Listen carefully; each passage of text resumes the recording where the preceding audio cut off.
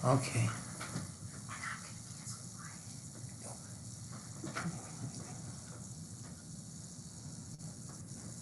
Well, welcome everyone. We're glad you're here with us this afternoon. We'll get started in about 60 seconds.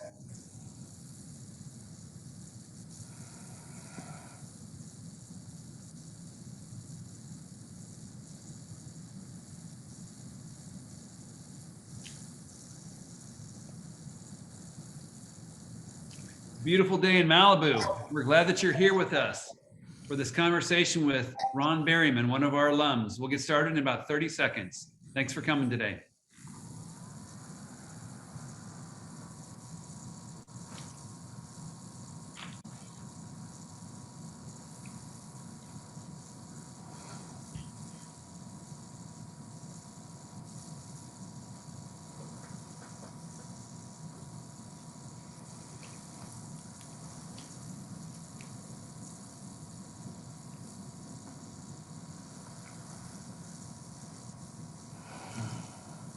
Well, welcome everyone. We're glad you're here with us this afternoon. I guess it's this afternoon in some parts of the country, late morning here in Malibu.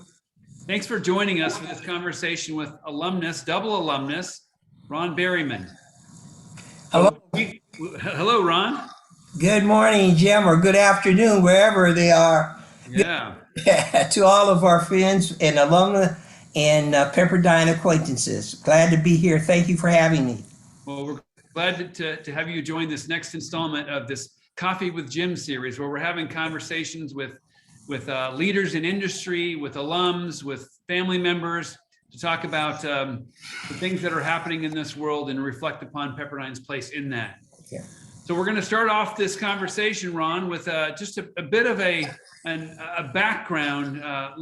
Ask you to state your background and tell us how you ended up at Pepperdine. But while you're doing that, those who are here in the audience, please click on the chat box with questions. And toward the end of this conversation, Dr. Jay Goosby-Smith, our Vice President for Community Belonging, will be leading a Q&A session.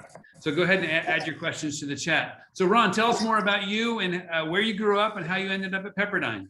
Well, thank you, Jim. It's a pleasure to be here. I grew up in South Central Los Angeles. I grew up on 36th Street and Western Avenue, in the hood, in the ghetto.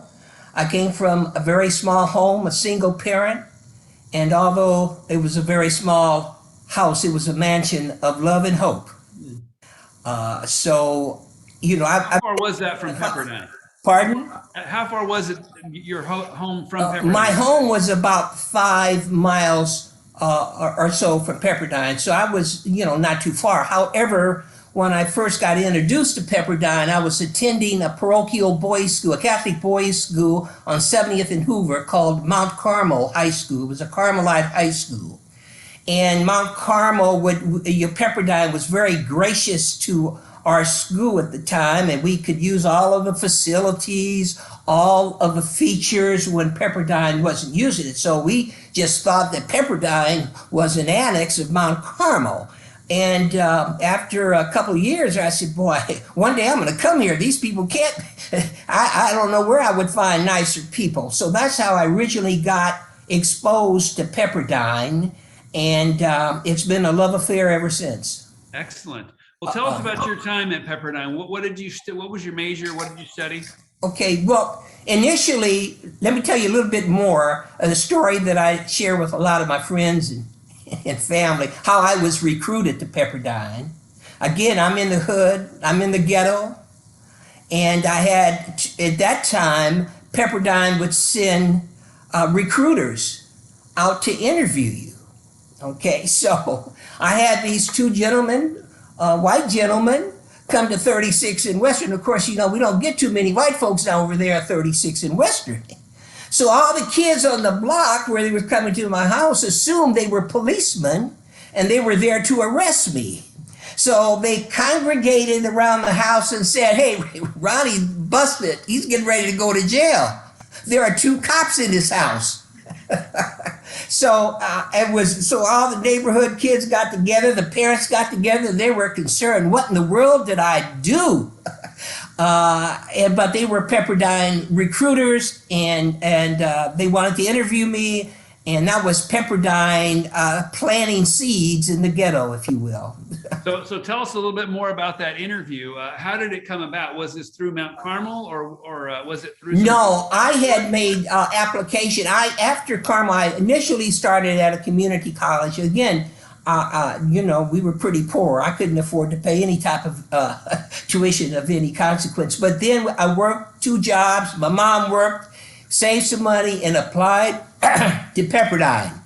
And that's how I got through. And I was a compute student at Pepperdine, but I was engaged in all the activities. But most of the time when I was attending Pepperdine, I had 2 jobs. I was a playground director for LA Unified School District, and I was a senior lifeguard for the city of Los Angeles. So that's how I paid my way through Pepperdine.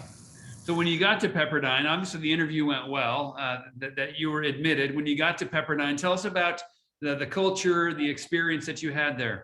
Pepperdine was a family. I mean, I don't know how, it was a very close-knit affair. It was very few students, a couple thousand students. I knew the administrators, they all knew me. I personally knew Norval Young, Helen Pepperdine, Ole Tabner. I mean, all of the people who were missionaries, visionaries, and luminaries, and who were the architects of Pepperdine, they knew me, I knew them, and I always would receive pearls of wisdom with them. So it was a remarkable, marvelous experience in my tenure at Pepperdine. Wow. Well, those names you've mentioned bring back, I wouldn't say fond memories because I didn't know Helen Pepperdine, but warm memories of the founding generation for Pepperdine, the people who brought it from an idea from George Pepperdine into an institution that warmly embraced the community and prepared students to lead. Talk to us about what your major was. Well, I'll do that, but I wanted to give my love and respect to George Pepperdine. I was the last class, a graduating class, where he was on stage. He shook my hand and congratulated me and was a signatory on my diploma. Wow. So I have his name, you have his signature. Right. And he died several months thereafter. God bless his soul. But he was, I was so honored to be touched by him. So that's a remarkable bit of history. Yeah, at the fear of giving away a little bit of your age, what year was it that you graduated from the? It was about the same time your parents graduated from Pepperdine. Exactly. It was 62. I think you said your parents graduated around that time frame, right? That's exactly right. Yep. Yeah. Right. You were in school together, at least overlapped a little, but I think my dad graduated in 63, but he was a transfer student. He did his last 2 years there. Right. Well, he can tell you it was a family affair, a love affair, and they stayed in contact with me throughout the years, and we just had a very blissful, symbiotic relationship. And my major, you asked that question, was business administration with concentration in accounting at the time, and in those years. We had to have a minor. So my minor was religion. Awesome. Yeah. So that was a very interesting situation. And it kind of really deepened my faith. And it made me more aware of what we need to do to make our society a better place to live. Amen. Are there some faculty members or other staff members besides those you've mentioned that had an impact on you? Yes. Ole Tabner was one of my favorites, and Don Syme. Don Syme was the dean of the business programs at Pepperdine, and we were very close. Ruth Atterbury, she ran the day-to-day operations of the business program in the business schools. So I was very close to all of those folks. In addition to the regular faculty members, I can't recall having a bad professor or a bad faculty member. And in those days, Jim, most of the faculty lived within a 2 or 3 block radius of where Pepperdine was located, and it was not uncommon for us students to go to their homes frequently and just sit back in not only academic discussions but life lessons as well. So it was a lot of harmony during those years. Right, right. There was harmony at Pepperdine during those years. Talk to us about what was going on in Southern California,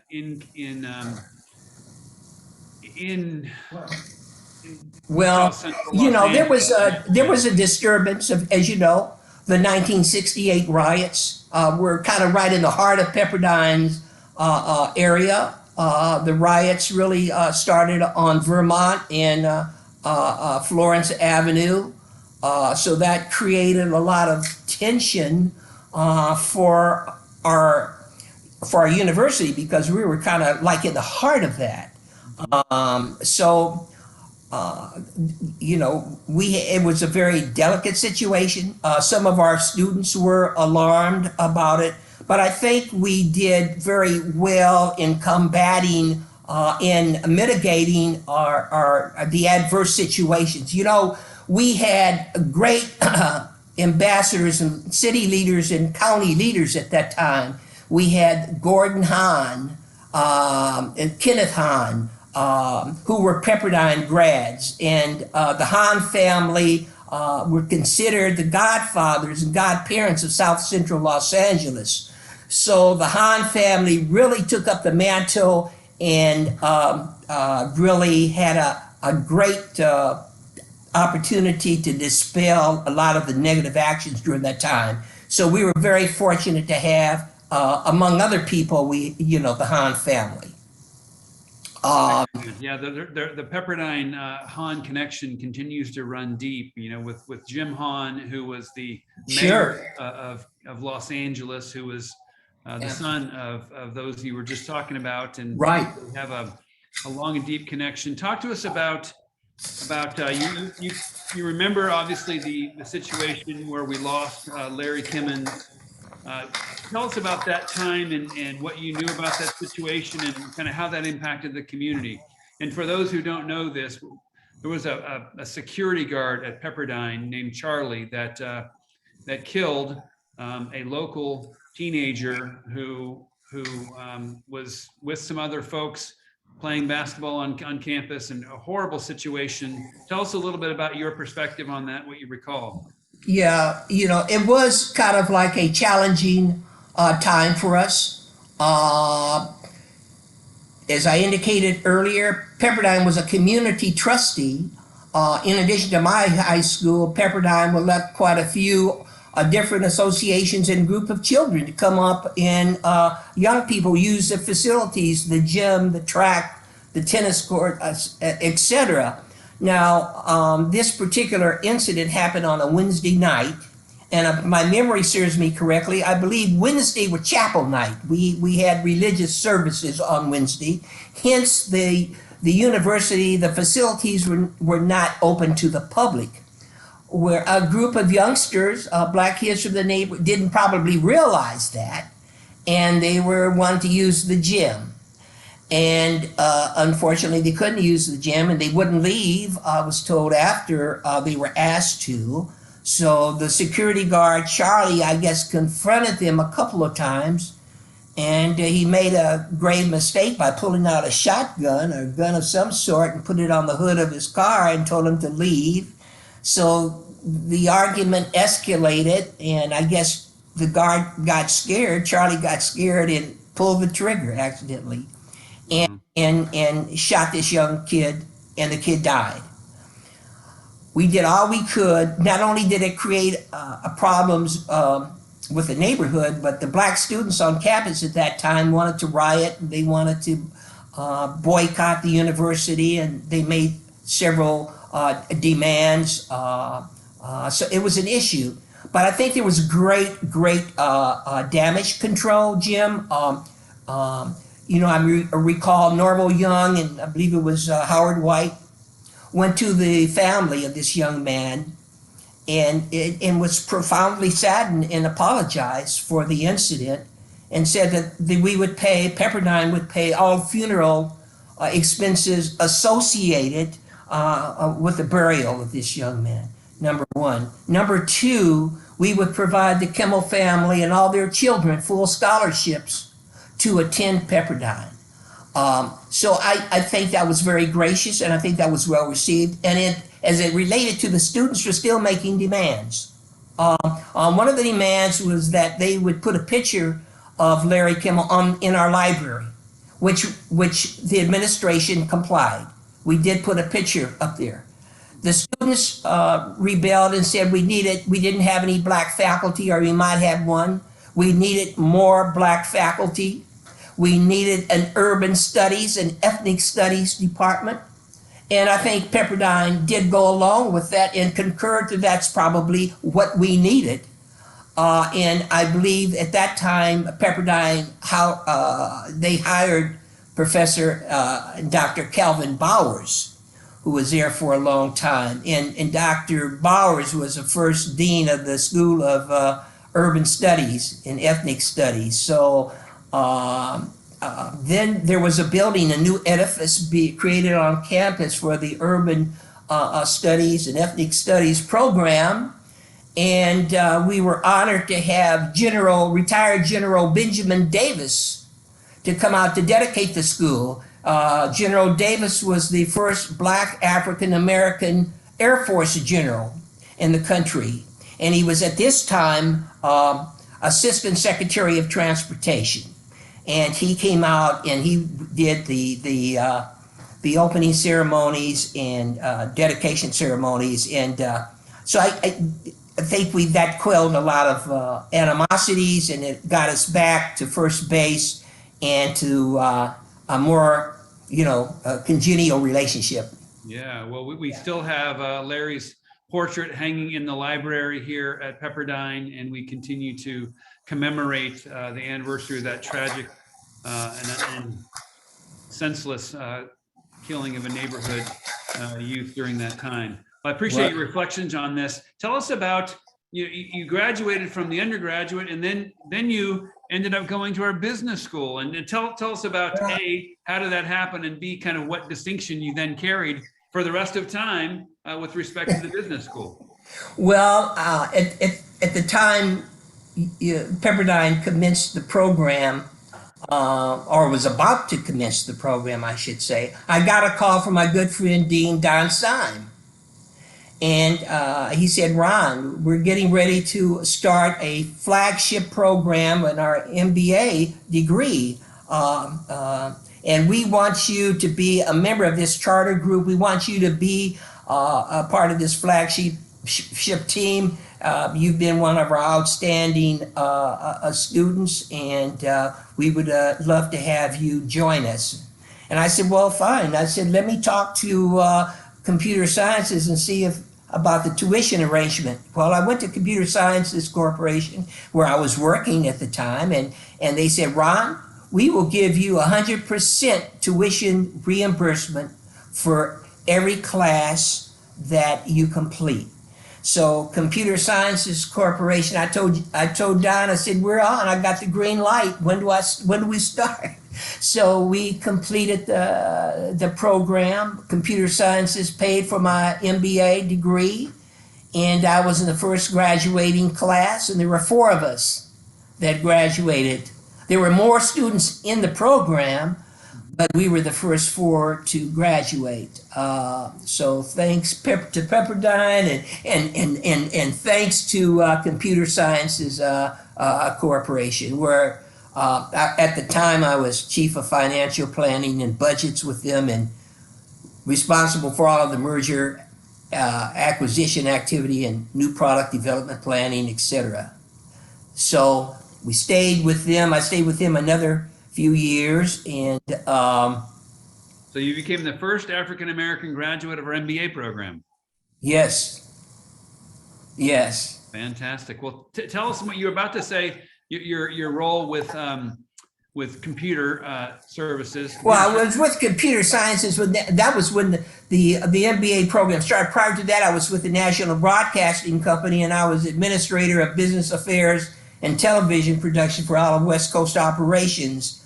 Then I transferred to computer sciences, and that's when I got, received the call from Don San when I was at computer sciences. And I was there for several years, and at that time, computer sciences was the largest computer software company in the world. They were comparable to IBM. IBM was the hardware mega firm, and computer science was the mega software firm. So after I left, I was recruited away from computer sciences by two young men that had a consulting firm in LA, and they were both more in the human resources organizational development area. They needed the acumen of someone with finance and accounting skills. So we finally agreed that I would become a full partner with the firm. And we were in business for about 12 years, 15 years, and became perhaps one of the largest minority-owned consulting firms in the country. Jim, I had major contracts with about 60% of our business was with public sector, Department of Commerce, Small Business Administration, Department of Labor, HUD, you name it. But my career, Jim, I think stands on four different pillars. One was my professional work. One was engaged in the public sector arena. One was community service, and one was academic advancement. So as a prime contractor to the Small Business Administration in California, we would provide management and technical assistance to all of their portfolio companies that they would give loans to. And we were pretty known for being great consultants in this area. I got a call from Lieutenant Governor from the state of California. His name was Leo McCarthy at the time.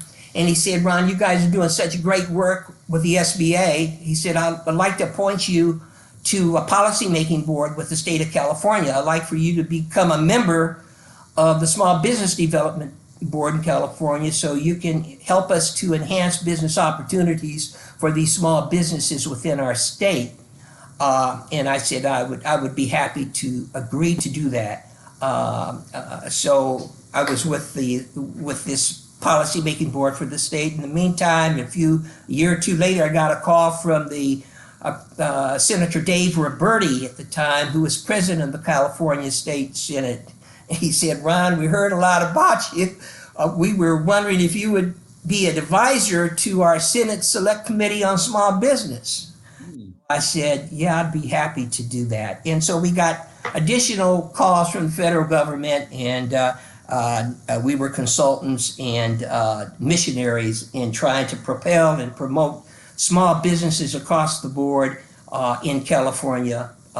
And we did a lot of work in addition with minority firms throughout the country. So that was the second pillar: professional work, public sector engagement, and the community services. So I felt our mantra is to prepare students to live lives of purpose, service, and leadership.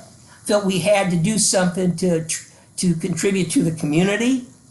I was asked to join the board of directors for Kedron Community Mental Health Center in South Central Los Angeles. I became vice president of the board of directors for many years, and I also was director of the Head Start program, of Kedron's Head Start program, which is at that time one of the largest Head Start programs in the country. So from there, different agencies would call me to serve. I did Community Care Development Agency, which was a large agency. Then a few years ago, I got a call from the March of Dimes to join their board of directors at the LA division. So I joined the board. I was ultimately elected chairman of the board of directors for the March of Dimes in the Los Angeles division, which is the second largest market for the March of Dimes in the country. So helping the infant mortality rate, helping mothers in distress, helping babies born with injuries. We did a lot of work and tried to resolve and help in those areas. So that was the third pillar. The fourth pillar was an educational advancement. By the way, I do have a life teaching credential in the state of California, and I enjoy teaching, and I taught at Pepperdine over the years as an adjunct. But for 10 straight years, I was an adjunct professor at the University of Redlands, where I taught in the undergraduate and graduate degree programs. And I've been mentoring and coaching and tutoring ever since, Jim. You have, and Those are the four pillars. excellent. Well, let's explore the fourth one a little bit as well, because you didn't mention your role on the university board at Pepperdine University. Tell us kind of how that came about and what your experience has been on that. Yeah, well, I got a call from Charlie Runnels. Again, everybody knew me. And Charlie said, well, Ron, you're doing great things, Pepper. You're really making a good name, and you're enhancing our reputation. I come down and meet me at the California Club. I want to talk to you, and we'll have lunch. So I said, okay, Charlie, I'll come on down to the California Club. And he said, we would like to have you become a member of our university board. And I guess that's the board, where it's a sounding board for the president and the executive team, and they provide cogent input as it relates to what direction the school could take. So I think it's a very important board. So I said, well, I would accept it. He said, by the way, Ron, it's all for the children. Everything we do is for the kids. He says, what do you think you and your wife can do for the kids? That's Charlie. He knew how to get people invested, shall we say. Oh, yeah, right, so right. You became invested. Tell us about the scholarship. Right. Well, I went home. I said, well, Charlie, give me a minute. Let me go home and talk to my wife and see what she has to do, what she has to say. And my wife and I chatted, and we went back and we said, I think it would be a wonderful idea to endow a scholarship at the School of Business for African American students, and that's what we did. And to date, I think we have about 30 or 35 Berryman scholars. As a matter of fact, next week I'm having lunch with one of my scholars who is now the budget director over at the law school, Richard Hullum, and he's one of our Berryman scholars. So I've been very proud of that, Jim. Well, we are proud to In the have meantime, George Graziadil called and said, "Hey, Ron, we're starting this board of visitors over here at the school. And we would like for you to be part of the board of visitors at the business school." And so we had a chat with George Graziadil and the dean at the time. I can't recall. I knew all the deans. I knew all the presidents. And I said, I'd be happy, George, to if you feel I can make a compliment to the board of visitors, I'd be more than happy to do so. And I think today I'm one of the longest tenured members on both the Board of Visitors and the University Board. So it's been more than a half a century of dedication and service. Well, we are grateful, and we're proud to have your name on that scholarship. I'm proud to have you as one of my advisors on the University Board, and we're proud to have you as an alum, a double alum. Let me introduce now Dr. Jay Gooseby Smith, who has been watching the chat board and will be adding some questions. Dr. Jay Gooseby Smith is our Vice President for Community Belonging, and she has been at Pepperdine for, well, on a couple different stints. She's been in her most recent role for about a year. So Jay, why don't you take away the question? Absolutely. It has been such a joy to listen to you, Mr. Berryman, as always. And so I'll be asking you some of the questions from the chat, but since I have the mic, I'm going to ask you a question that I have. And so you mentioned growing up and coming from such humble beginnings. And so I was wondering, to what do you credit your ability to connect with such a wide variety of people? That's a great question. For instance, I've been tethered to Pepperdine 3/4 of my life. Mhm. I never let my ethnicity or my background stand in the way.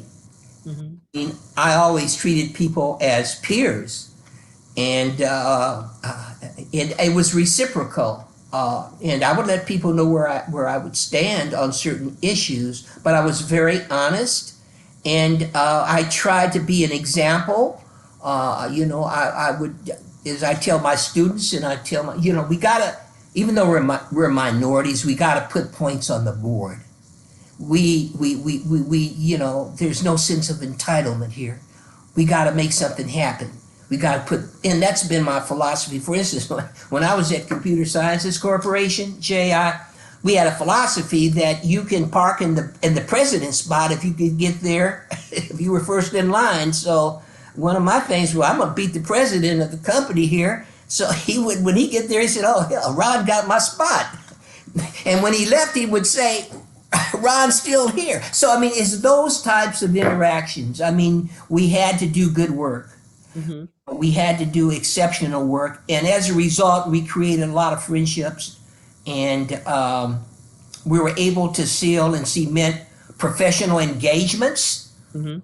that proved to be very beneficial both to the client and to our firm and to myself. So Jay, I think it's a matter of outpouring, being honest, not taking people for granted, doing good work, and Mhm. putting points on the board.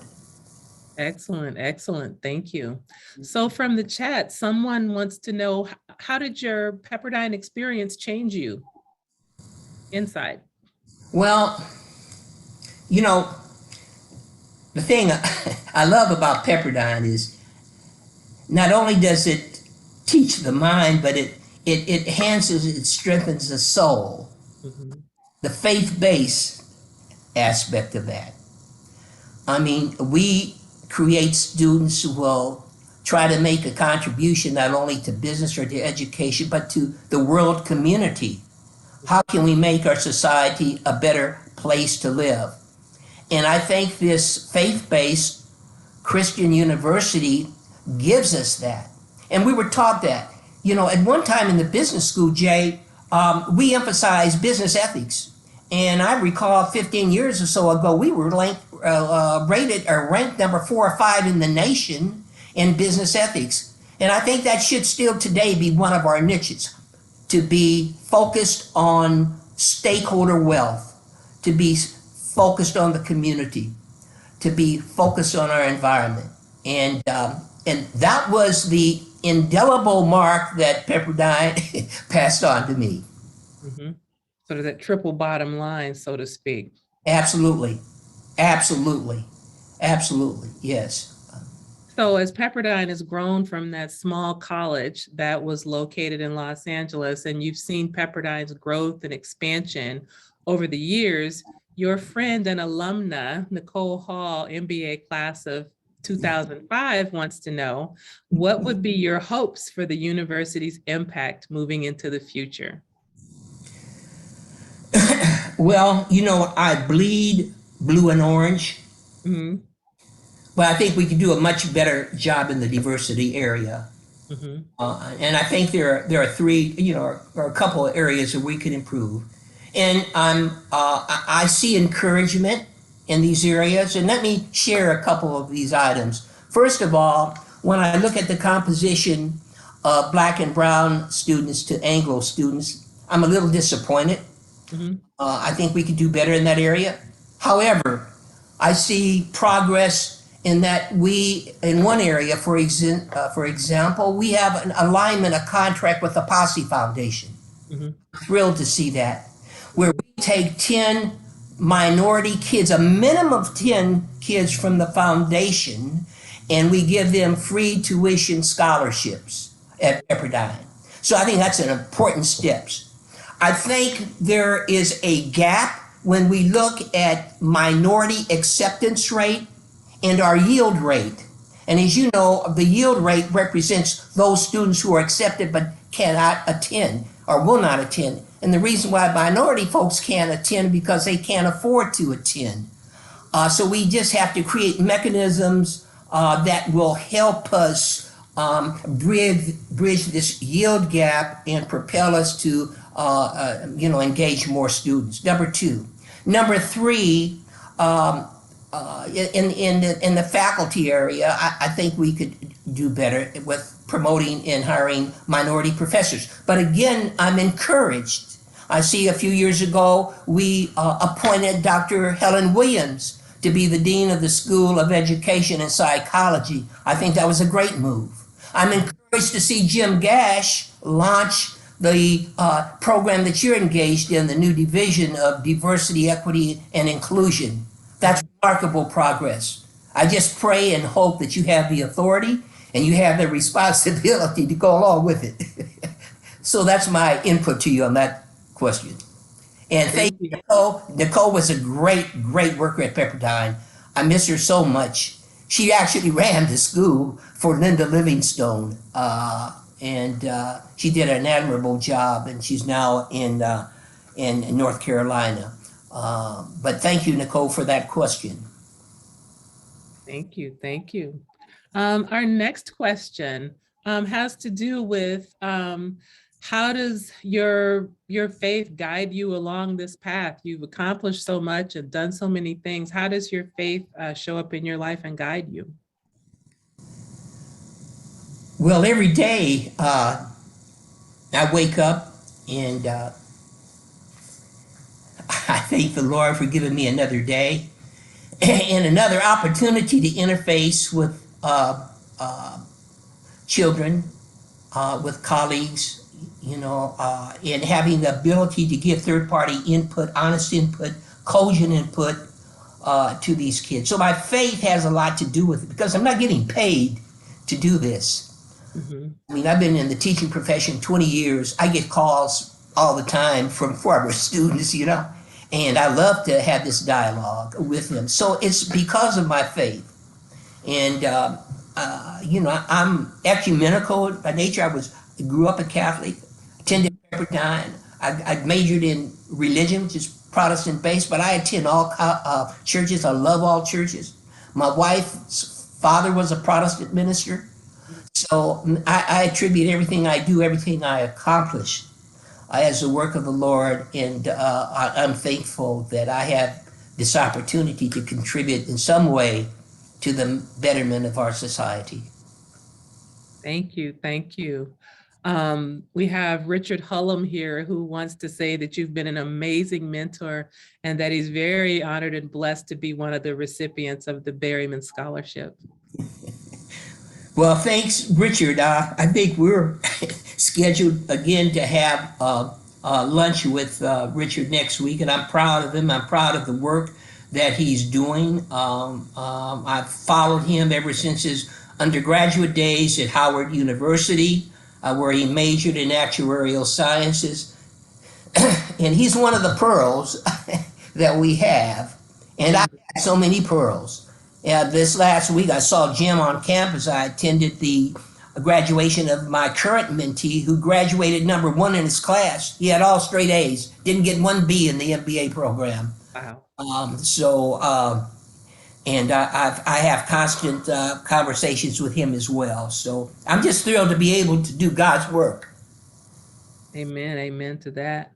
So one of the projects you may or may not know that the Office for Community Belonging has is called Jubilee this year, which is to reconnect with the inhabitants of the original Pepperdine campus, which is Crenshaw Christian Center and Price Schools. And so we have a question here. What advice can you give to me with how can you envision us reconnecting with the original Pepperdine community in South Los Angeles? Well, are we talking about, we do have a constituent base that are George Pepperdine College graduates. Are you talking about that? Or are you talking about the Both. minority community? Both. Minority community? Both. Jay, one of the things I think we could explore, when I helped Linda Livingstone create the Black Alumni Council at the School Mhm. of Business, we conducted a survey with all of our Black alumni, some of whom graduated from George Pepperdine College. And I think we still have some basic demographic data on Mhm. them and contact information. I think that would be a good source, number one. And I think an announcement in the local churches, the local Mhm. minority and Black churches, Mhm. in the immediate catchment area would be an important thing. And I think if we can perhaps get the support of people like a Capri Maddox, who is one of our Pepperdine Law School graduates in my mentee. She is now director for the city of Los Angeles for their division of diversity, equity, and inclusion. I think if we could collaborate with her in getting out information relative to what we're trying to do at the Jubilee, I think that would be very helpful. Have you had a chance to meet Capri at all? Yes, I got to talk with her on a Zoom call, and so I'm gonna follow up with that.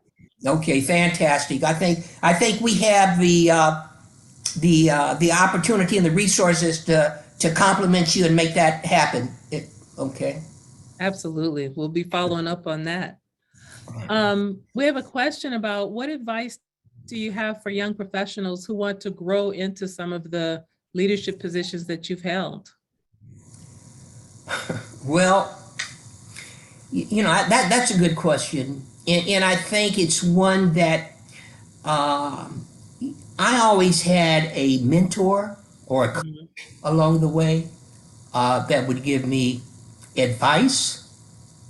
And I think that it's incumbent upon us to create our resources when we're in the private sector or whatever job we might have, is to find someone that could be able to complement us Mhm.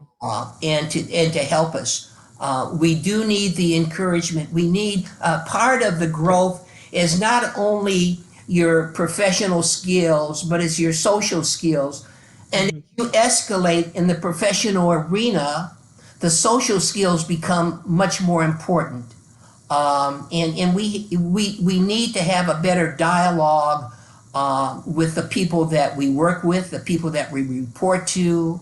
Um, you know, we did a lot of executive recruiting at our firm, minority executive recruiting, and one of the things that proved to be an impediment for a lot of our candidates is there was this apprehension of dealing with the higher structure. The white structure, but again, we must combat that, and we must be able to do our job and put points on the board, because I guarantee you, if we're making a contribution, a genuine contribution, it's hard for people to tell us no. And that's where the rubber meets the road. And I think working hard is very important. I was never the sharpest knife in the cabinet, but no, not too many people could beat me working. So I think that's what it takes. There's an old saying, and I'm a college professor as well, that the A students become researchers, the B students become professors, and the C students make all the money. Truth in there. So we have to overcome our fears in dealing with folks. Mhm. We all have fears. We all have issues. I mean, we look at some of our leaders. I just found out that the Elon Musk is dyslexic. Our current governor of the state of California is dyslexic. I mean, there are issues, but we have to overcome that. We have to just try hard, find mentors, and I think things work out for us in the long run. So we have time for one more question. And so I'm going to ask you, you made a comment to President Gash, and you said there are things we need to do to make our society a better place to live. And so what are some things that you think that we can each do to make our society a better place to live? I'd like to close on that. Well, we have to give back. There's something that's inborn. We might take a Mother Teresa attitude. We have to find, it's not about the almighty dollar. It's what contributions that we can make to help children, to help the infirm, to help the elderly. And once we have this as part of our soul, and I think we take that wherever we go. And I thank Pepperdine for giving me that grounding, again, because they've taught me not only is there a financial balance sheet, but there should be a social balance sheet as well, and taking care of our people and mankind. Freely you receive, freely give. Amen. Thank you, Ron. What a blessing this hour has been to be with you, for me and for Jay and for our community who has had this opportunity. We will be posting this recording online with the other Coffee with Jim chats, and stay tuned for further ones coming up in the future. One quick announcement. For those of you who are available and interested, we've got our annual Associates Dinner, which is kind of the annual gala for Pepperdine this coming Saturday, a week from tomorrow. We will have Clint Black. For those of you who are country music fans, Clint Black will be performing. We'll have a couple other singer-songwriters from Nashville that have had over 20 #1 hits. They'll kind of be sitting in a circle, talking about their songs, playing. It's going to be phenomenal. There's a link in the chat room to go to that.